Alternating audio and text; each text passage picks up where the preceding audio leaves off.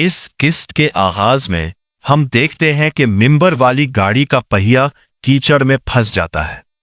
सुल्तान और उनके साथी बहुत कोशिश करते हैं, लेकिन गाड़ी कीचड़ से नहीं निकल पाती।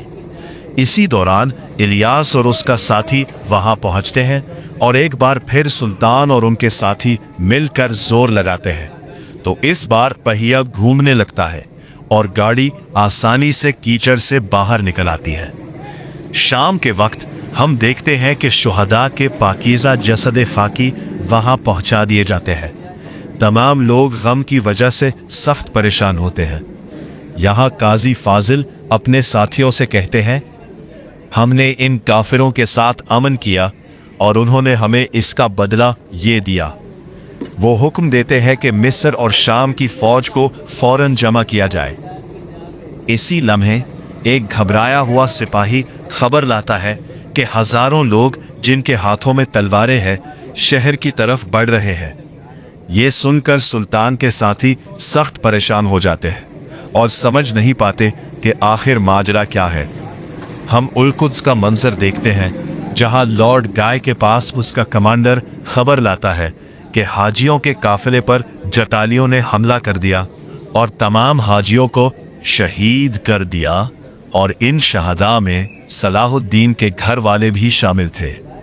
ये सुनकर सुबेला कहती है, ये बात याद रखना, सलाहुद्दीन का गजब तुम सबको जलाकर राख कर देगा। लॉर्ड गाय कहता है, अगर सलाहुद्दीन अपनी फौज के साथ यहां आया तो उसे इससे भी बड़ा नुकसान पहुंचना चाहिए।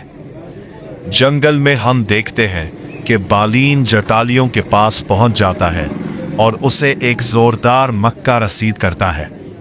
जटाली बालीन से कहता है, मैं खून से जीतता हूं और खून ही से जीता हूं। तुम लोगों की तरह बुज़दिल नहीं कि अमन के मुआहदे का सहारा लेकर औरतों की तरह कलों में छुप जाओ। यहाँ मकाम मौता पर सुल्तान अपने सिपाहियों के साथ मिंबर को ले आते हैं। सुल्तान मैदान में बैठकर अल्लाह से दुआ कर रहे होते हैं। करातीगन कहता है, सुल्तान जब भी दुआ मांगते हैं तो आसमान से ज़रूर बारिश नाजिल होती है। जैसे ही सुल्तान दुआ मुकम्मल करते हैं तो मशरिक़ व मग़रिब से अल्लाह अकबर की सदाएं गूंज उठती है। एक तरफ इज़्ज़तुद्दीन का लश्कर और दूसरी तरफ बौरों की सरबराही में शाम का लश्कर सुल्तान की तरफ बढ़ रहा होता है। सुल्तान मिंबर पर चढ़कर ऐलान करते हैं, अब वक्त आ चुका है अल्लाह का। आज एक ही परचम तले आलम इस्लाम की फौज जमा हो चुकी है। अब वक्त है कि हम अल-कुद्स पर चढ़ाई करें और नूरुद्दीन जंगी रहमतुल्लाह अलैह के इस मंबर को मस्जिद अक्सा में नस्ब करें। हमने कुफ्फार से मुआहिदा किया, लेकिन उन्होंने खिलाफ वर्जी की। अब हमारे गज़ब से उन्हें कोई नहीं बचा सकता। इंशाअल्लाह हम मस्जिद अक्सा फतह करेंगे। सुल्तान अपनी तलवार निकालते हैं और नारा बुलंद करते हैं, कुद्स हमारा है, और पूरी फौज नारा लगाती है, कुद्स हमारा है। कुछ दिन बाद काजी फाजिल सुल्तान से नजरें नहीं मिला पाते और अपना इस्तीफा पेश करते हैं। सुल्तान इस्तीफा फाड़ देते हैं और कहते हैं, अल्लाह का शुक्र है कि अब हम मुत्तहिद हो चुके हैं। तुम लोगों से जो गलतियां हुई मैं सब मुआफ करता हूँ। दीवान में लॉर्ड गाय फैसला सुनाता है कि जटाली 11 को फांसी दी जाए, लेकिन जटाली खुश होकर कहता है, कुद्स के तमाम लोग मेरे साथ हैं। इसी दौरान सबीला चीख कर कहती है, तुमने मेरे वालिद और भाई के अमन मुआहदे को तोड़ दिया। एक मंजर में बोरो दरख्त के नीचे बैठकर सायरा की याद में रो रहा होता है। सुल्तान आकर कहते हैं, अपनी तड़प का सही इस्तेमाल करो। ये आग या तो रोशनी देगी या तुम्हें राख बना देगी।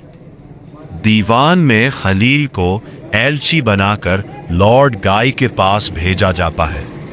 खलील कहता है, जटाली 11 और कुद्स हमारे हवाले कर दो, वरना ये जगह जहन्नम बना दी जाएगी। लॉर्ड गाय जवाब देता है, कुद्स चाहिए तो जंग करके लेना होगा। इसी लम्हे जटाली लेवन खंजर निकालकर खलील के सीने में घोंप देता है। सुल्तान गुस्से में खड़े होकर कहते हैं, अमन का मौसम खत्म हो चुका। अगर लश्कर साथ ना भी हुआ तो मैं अकेला कुद्स पर चढ़ाई करूंगा। शम्सा खातून सुल्तान को एक जगह ले जाती है और कपड़ा हटाती है तो एक खूबसूरत जहाज नजर आता है। सलाहुद्दीन कहते हैं, अल्लाह आपके हाथ सलामत रखे, आपने ये काम मुकम्मल कर दिया। वो कहते हैं, मैं उसे इमाम शाफई की कब्र पर अलामत के तौर पर रखना चाहता हूँ ताकि सब जान ले कि इसके नीचे इल्म का समंदर है। प्यारे नाजरीन, आज की किस्त में यही कुछ था। उम्मीद है आपको आज की किस्त पसंद आई होगी। अगर वीडियो पसंद आई हो तो हमारे YouTube चैनल को सब्सक्राइब करें और बेल आइकन जरूर दबाएं।